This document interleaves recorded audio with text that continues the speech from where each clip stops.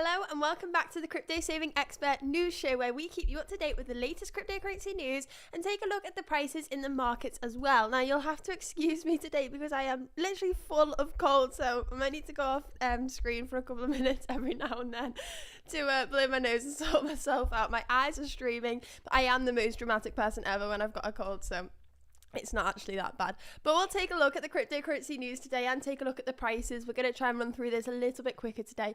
We should be done in about 15 minutes so you can get a nice update of the markets and I can go and feel sorry for myself. First of all, we're looking at the price chart and we have $17,680 for Bitcoin and $1,287 for Ethereum. So they're looking pretty good, being a bit more stable. We haven't seen the price move too much in the last couple of days. We're still looking at the same price levels that we were looking at yesterday. So let's move on to the cryptocurrency news. First of all, before we get into this, don't forget to drop some questions in the chat for the end of today's video so we can answer some of those questions. Thank you, Jason Smith. I'm feeling worse, but hopefully tomorrow we start to feel better again. Let's take a look at this. Apple to allow an external app downloads, a plus for crypto and Web3 developers. So Apple is preparing to allow an alternative app stores due to EU regulation requirements, offering app developers a means of bypassing Apple's restrictions and its 30% commission. Now that 30% commission was just absolutely huge and quite unreasonable. Popular software and hardware company Apple could soon allow external app downloads on its popular iPhones and iPad devices. According to a Bloomberg report, the company is preparing to enable alternative app stores as part of an overhaul to comply with strict European Union requirements coming into effect in 2024. Now, I believe it was Coinbase wallets that had to remove their NFT section of their app because Apple were trying to take 30% of the gas fees, and that's just not reasonable. So Apple's software engineering and service teams are reportedly working towards opening up key elements of the company's platforms, allowing device owners to download third-party apps without going through the Apple App Store. The move is in response to an EU law focused on providing a fair environment for third-party developers and improving consumers' digital lives. For a long time, software developers, regulators and app users have complained that companies such as Apple and Google control a significant portion of the mobile app industry. Now that is very true, it is monopolised by these two big companies. We want to spread that out a bit, we want to allow new people to enter the industry. CZR said, morning Jess and crew, hope everyone is well today. Thank you very much. Now let's move a bit more into cryptocurrency news. This is very interesting, but we want to take a look at what's happening with CZ and Binance. That is why we were all here. This is the interesting news of the day. CZ tells Binance staff the next months will be bumpy. Now, this is particularly a little bit frightening, but I'm sure it will all be fine. I think CZ and Binance are a well-structured company and we will be okay through this bear market. There's just a lot of FUD about the company at the moment. We'll take a look at this article in a minute. Don't forget to drop some questions in the chat and like and subscribe, especially today. I'm full of cold and I need all the support I can get. Anyway, let's take a look at the article. In light of new outflows and while speculation flying against the largest cryptocurrency exchange, Binance CEO CZ has written to his employees, warning them of possible turbulence that could befall the exchange in the coming months. At the same time, CZ affirmed that Binance would pull through the tough times. Binance CZ has said in a memo seen by Bloomberg, Binance CEO remarked that the current oh my god, I can't say the words again. We're having a repeat of yesterday. State of the cryptocurrency market spurred by the collapse of FTX is a historic moment for the emerging digital asset sector. Although not involved, CZ said FTX's fiasco brought a lot of extra scrutiny and tough questions on Binance. And we've seen repercussions of this. We've seen a lot of centralized exchanges trying to be more transparent, showing their proof of reserves so that we can have more confidence in them and keep our funds on there. But some people have chosen to just remove themselves from centralized cryptocurrency exchanges altogether, just to remove that layer of risk that we don't necessarily need. If we're holding our assets for the long term, cold storage is the much safer way to do so. Taking a look back at the article though, CZ also told Binance employees that the situation could linger for the coming months, but the exchange is financially strong and will survive any crypto winter. While we expect the next several months to be bumpy, we will get past this challenging period and will be stronger for having been through it. And that is definitely true. If companies can get through this bear market, then they should perform very, very well in the bull market. FUD on Binance hit a peak on Tuesday, which subjected the largest cryptocurrency exchange to experience an unusual volume of outflows. CZ acknowledged that the exchange processed over $1.1 billion in net withdrawals yesterday, but on-chain reports suggested the volume could be higher. Now, I am really, really struck here, and just give me a minute to compose myself. Right, I am back. We did see an article earlier this week of a huge amount of Bitcoin outflows from the Binance platform. As I said before, this is people just removing that risk from themselves, putting it into cold storage. If we did see Binance go down, it would have a very, very horrible effect on the cryptocurrency market and the price of Bitcoin, but CZ seems pretty confident that it's going to be okay. They're trying to be more transparent, and when they are transparent, other people can point out some things that they could improve on, and hopefully they go ahead and improve on that, and we continue to build better companies within the industry. Moving on down this article, Binance still holds over $59 billion in reserves. So this is from the proof of reserves audit that we saw earlier this month. Despite this, there was no case of withdrawal default during this period, except for the USDC, which was paused to facilitate a token swap involving BUSD. As of today, CZ tweeted that the withdrawals on the exchange have stabilized, with deposits increasing again. So that is a very important thing we can see in this tweet. We saw some withdrawals today, $1.14 billion worth of assets, and we have seen this before. Some days we have net withdrawals, some days we have net deposits. Business as usual for us. I actually think it's a good idea to stress test withdrawals on each centralized exchange on a rotating basis. Things seem to have stabilized. Yesterday was not, I've clicked onto it, we can see the actual tweet. Yesterday was not the highest withdrawals we processed, not even top 5. We processed more during Luna or FTX crashes. Now deposits are coming back in. So this is positive news, and this is just fluctuation we usually see in the markets. CZ is just trying to point out that the news outlets are trying to create fear in the markets like they usually like to, and this is just another case of that, and not to worry too much. But it's always good to take a little bit of care, to be aware of these things, and maybe remove some risk from your own portfolio if you can do. Let's take a look at this. Binance's fault why FTX crashed. That's the accusation that SBF made that we covered in yesterday's video, but let's carry on for now. Let me take another break. I need to Right, okay, let's carry on.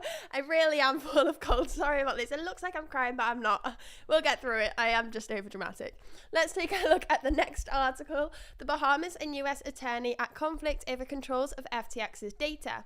The Bahamas and United States attorneys overseeing the restructuring procedures for Sam Bankman-Fried's FTX appear to be at conflict on who should gain control of internal records of the new defunct cryptocurrency exchange.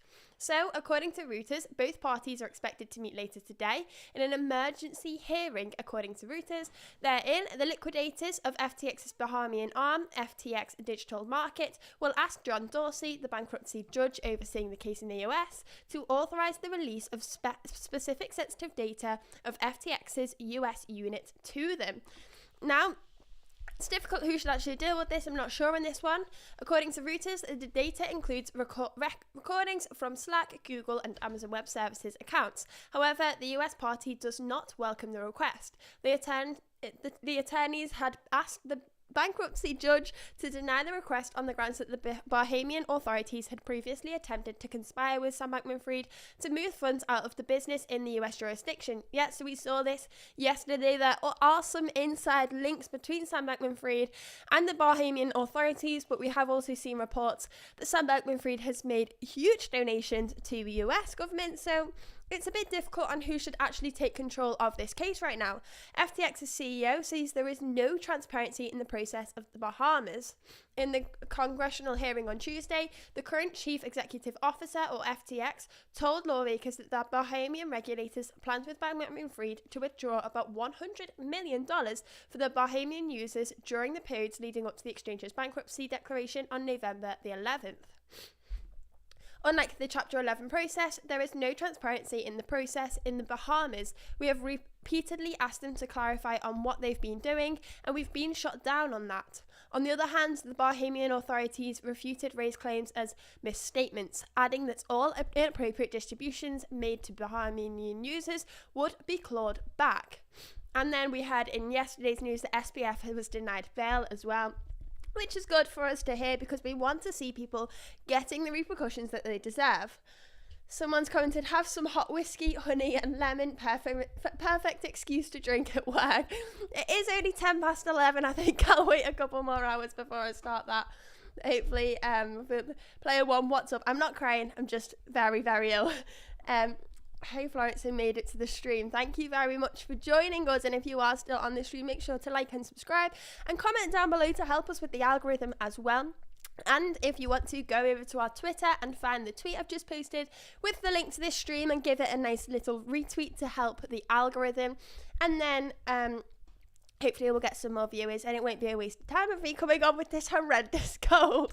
Let's move on to the next article now. We're going to try and get through this a little bit quicker today so I don't completely get really ill. The founder of bankrupt crypto exchange FTX, who was recently arrested on charges of fraud after the collapse of the $32 million valued company, will stay in prison until his next hearing on February the 8th, 2023. So his bail request was denied. The disgraced founder was shuffled into the famous Bahamian prison HMP Fox Hill after a magistrate judge refused to grant him bail to return to his penthouse with an ankle monitor pending his extradition to the United States. I think I read somewhere that he's actually in like the world's 5th worst prison or something. The former FTX CEO made his first appearance in court on Tuesday since the company's fiasco in November. Shortly after his arrest by Bahamas law enforcement on Monday evening, his lawyers pleaded for the judge to release him for $250,000, which was refused. And the judge denied the bail, citing a great risk of flight. Now, I think Sam Bankman-Fried tried to fight against this, saying he's had plenty of time to leave the Bahamas and try and find a safe area somewhere else, but he hasn't done so, but that didn't work, and obviously he was still denied bail. So the SBF faces criminal charges in the US. Give me another minute, sorry. I will.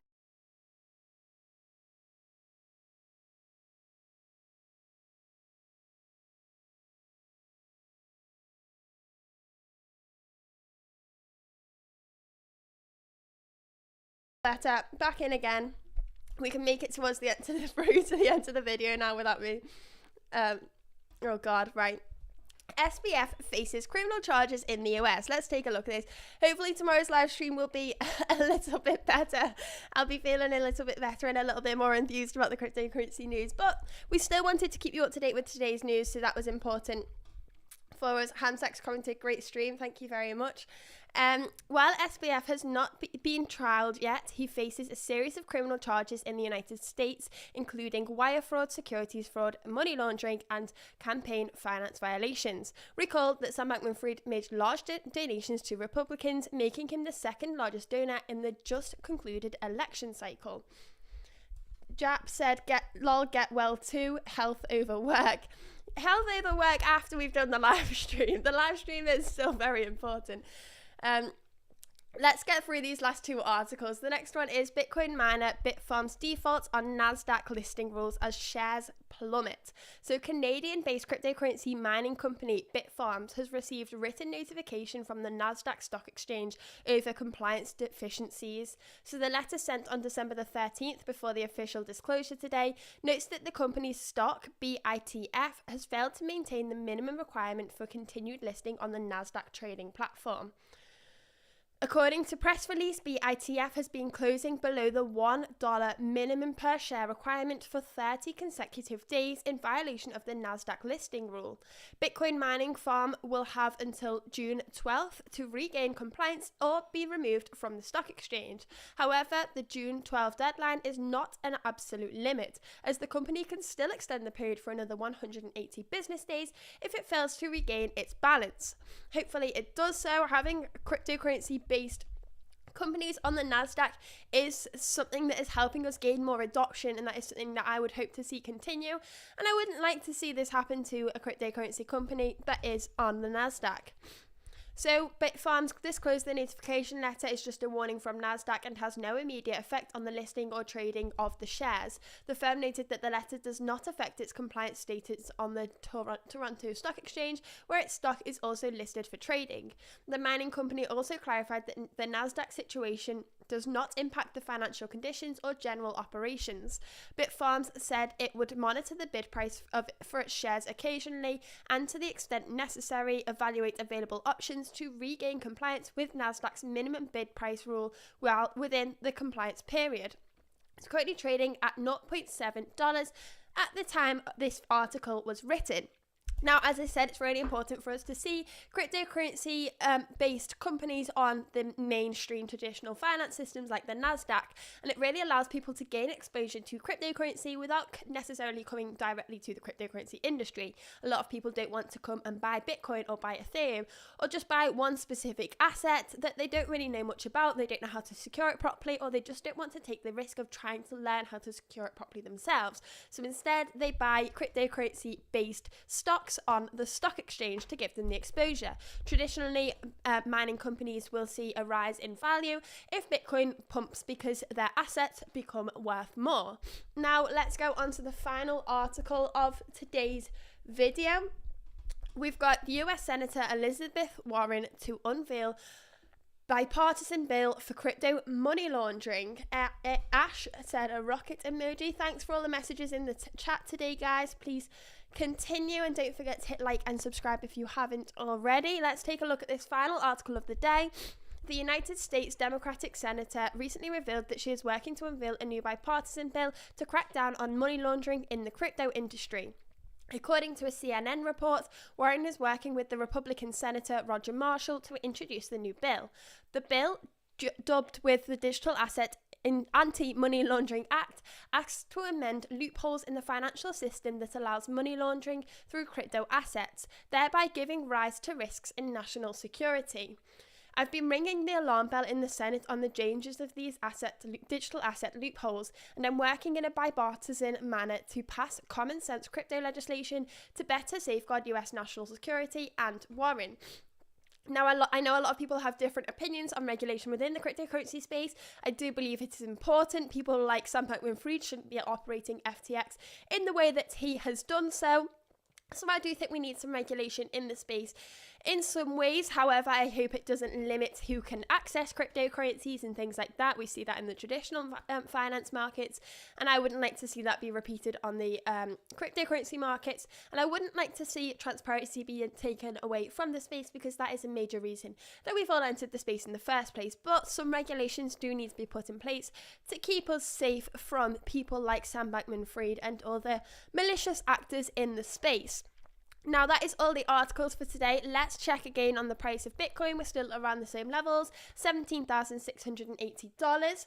Jan has commented, love your stream. I joined for the first time. Thank you very much. Well, if it's your first time, please make sure to like, subscribe, press the bell notification, and go onto our homepage of our YouTube channel, and you can press notify me on tomorrow's live stream so that you can definitely make sure that you catch it. And then I will upload later on today next week's as well, so you can make sure that you will be notified for all of next week's if you just press notify me on our YouTube homepage at the start of every week. Now, that is all from me today. I'm going to go and sulk about having a cold for a couple of hours. Thank you very much for watching. Hopefully we feel a bit more enthusiastic in tomorrow's video when I'm feeling a little bit better. But thank you all for tuning in.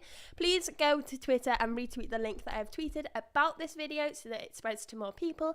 And thank you very much for watching.